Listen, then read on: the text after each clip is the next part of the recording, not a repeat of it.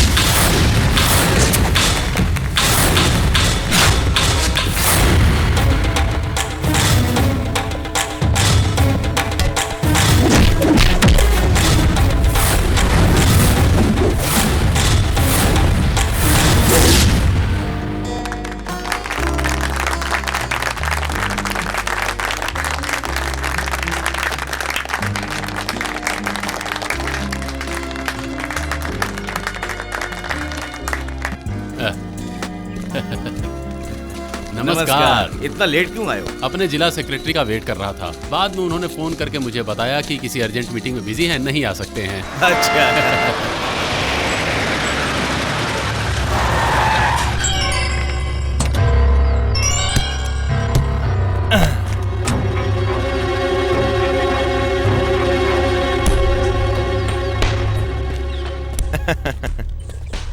आपकी पोती की जन्मदिन की पार्टी में मैं नहीं आया तो आपको अच्छा नहीं लगेगा। यू रास्कल, बिन बुलाए पार्टी में तुम क्यों आए हो? ये इज्जतदार लोगों की पार्टी है। अगर कुछ गड़बड़ की तो तुम यहाँ से जिंदा नहीं जा पाओगे। कॉलेज के लड़कों के साथ स्टार होटल में जाकर लाज पे लाज पीकर होश भूलकर रात बिताने वाली तेरी पत्नी के स्टेटस की छाव में जीने वाले तुम अपने आप को इज्जतदार कहते हो? छोटा भाई की पोती के जन्मदिन पर एक बहुत बढ़िया सा तोहफा लेकर आया हूँ।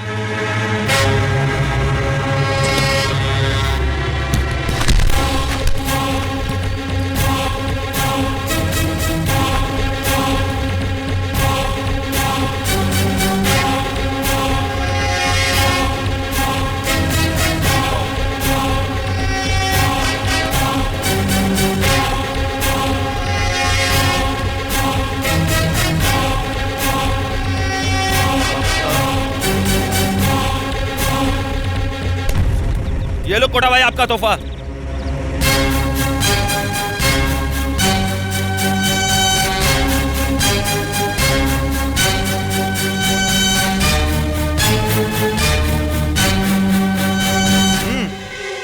नो।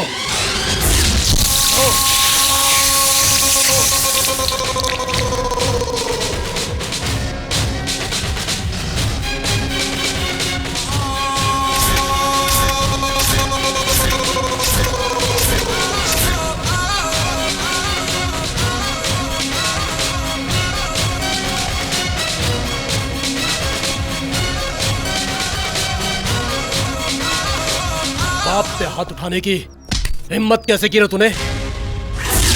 मैं अजय राज कोटा का बेटा हूँ। मेरे होते हुए तू मेरे बाप पे हाथ उठाता है?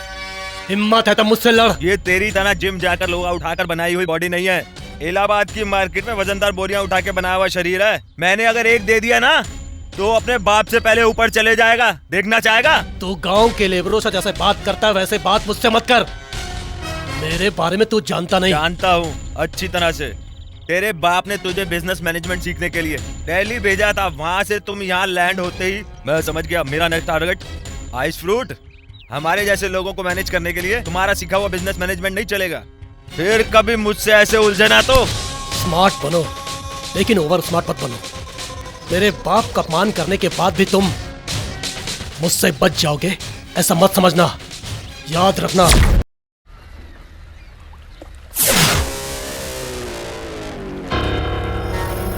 हमें उसको खत्म करना चाहिए कोटा भाई। राजनीति की तरफ से किसी भी तरह की मदद चाहिए तो मैं पूरी तरह से करूंगा। शकील को बुलाएं तो कैसा रहेगा? किसे? मुंबई से छोटा शकील को। अरे क्या शकील की बातें करता है? जब बीच बाजार में तेरी गाड़ी सीज हो गई थी तो उस वक्त कहाँ गए थे तेरे सारे लोग? जो मुंह में आ गया बकवास करने लग गया तू। ये तेरी पब्लिक असेंबली नहीं है कि जहाँ पे तू खड़ा होकर के भाषण दिए जा रहा है। उसका तो मैं कोटेशन करूं? मैं उसी दिन कह रहा था पांड्या पे यकीन मत करो।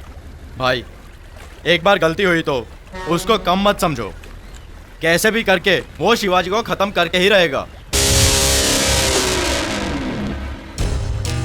देखो तुम उस पांडे की तारीफ मत करो। कानून का खिलाड़ी एक बड़ा क्रिमिनल लॉयर, सिटी पे राज करने वाला सेशन कमिश्नर। और क्या फायदा है तुम्हारा लॉयर और कमिश्नर होने का? अरे वहां मेरे बाप को भी अकल नहीं है। तुम सबने मिलकर वो बंगले की डील की तो उसे कितने दिन हो गए? उस बूढ़े और बूढ़ी को एक मामूली लड़की जिसकी कोई शख्सियत नहीं वो मदद कर रही है। एक टपरी को उसके गिरबान से पकड़कर बाहर निकालने की हिम्मत नहीं है तुम लोगों में। अब आकर बेमतलब की मुझे सलाह दे रहे हो। अकल नहीं है तुम लोगों को? तुम्हारे हिसाब से इतना आसान नहीं है। शिवाजी के बारे में मुझे पता है। वो खून का बदला खून लिए बिना नहीं छोड़ेगा। अपने को शेर समझने वाला एक कमिश्नर एक मामूली टपोरी से डर गया। एक बात याद रखिए आप लोग, मिनिस्टर का पीए से लोकल सेक्रेटरी बनने का खर्चा कितने लाख आते हैं आप लोगों को मालूम है? उसने मुझे डराने के लिए मेरे दोस्तों के सामने मेरे बाप की बेइज्जती की। वो मेरे लिए मरने के बराबर है। एक आइडिया है। अपने बाप के नाम की जायदाद बेचने के लिए गए रविशंकर को शिवाजी ने मारने की कोशिश की, ये इल्जाम लगाकर गुंडा एक्ट के तहत एक केस। फिर वो बाहर की दुनिया थोड़े दिन के लिए नहीं देख सकता। मल्लिका को खत्म।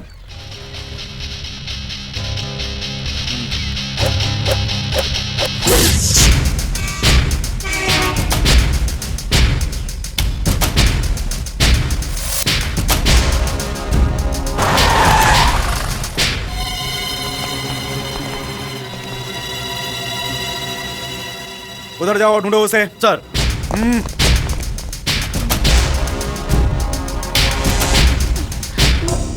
कहाँ है वो? सच बताओगे तो आपके लिए अच्छा होगा। सर, आप किसके बारे में बात कर रहे हैं? तेरी एक्टिंग किसी सीरियल में काम आएगी। वो तेरा क्या लगता है, बता। मिला वो? घर बंद है सर। अंदर रख के देखो, जाओ।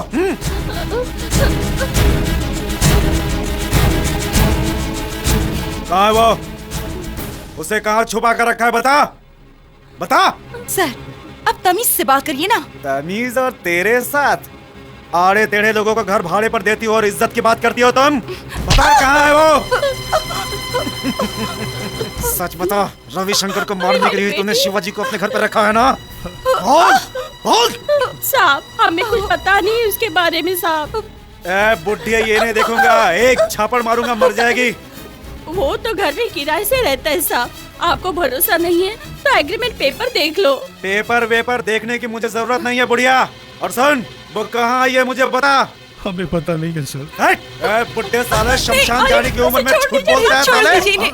अगर तुम लोगों ने सच नहीं बताया तो तुम सबको अंदर कर दूंगा, समझे? सर प्लीज, इन्हें छोड़ दीजिए। अरे बढ़िया छुड़ाने वाली है। अरे अरे मेरे पेट। अरे बोलो ना।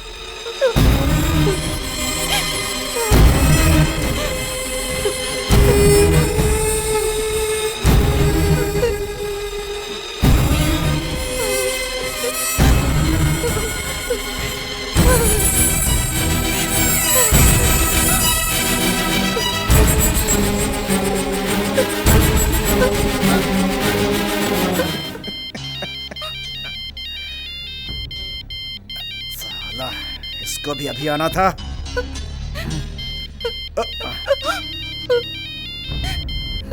हाँ बोलो, क्या है? मुझे तुम ही चाहिए। कौन हो तुम? मैं हूँ तेरा यम, शिवाजी। अरे कमीने, वहाँ तू मेरे घर में क्या कर रहा है? मैंने सोचा कि तुम मुझे ढूंढते हुए वहाँ आओगे, इसलिए मैंने एक जाल फेंका। उन्हें तकलीफ दिए बिना इज्जत से वहाँ से चले जाओगे। ओए! आवाज बिल्कुल मत करो। तेरी बीवी अभी सेफ है। तुम ज्यादा समय वहीं रहोगे तो मेरा दिल भी मनचला हो जाएगा। शराफत से वहां से चले जाने को कहो।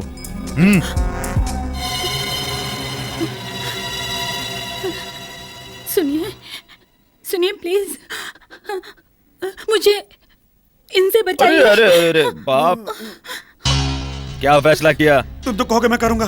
प्लीज मेरी बीवी को कुछ मत करना। तुम्हारे यहाँ आने तक मैं यहाँ रहूंगा। अगर तूने हरामी विलन दिमाग चलाया तो तेरी बीवी से तू मिल नहीं सकेगा।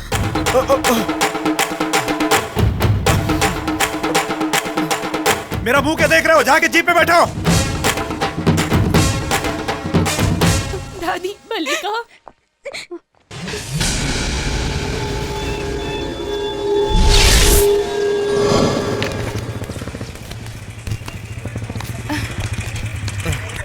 सुनिए, क्या ये मीटिंग जरूरी है? जरूरी है। सारी बातें आराम से करेंगे और समस्या का हल निकालेंगे। बिना केस और लफड़े के इनका घर वापस दिलाने के लिए कोशिश तो कर सकते हैं ना? हाँ, जाओ, तुम ही जाओ।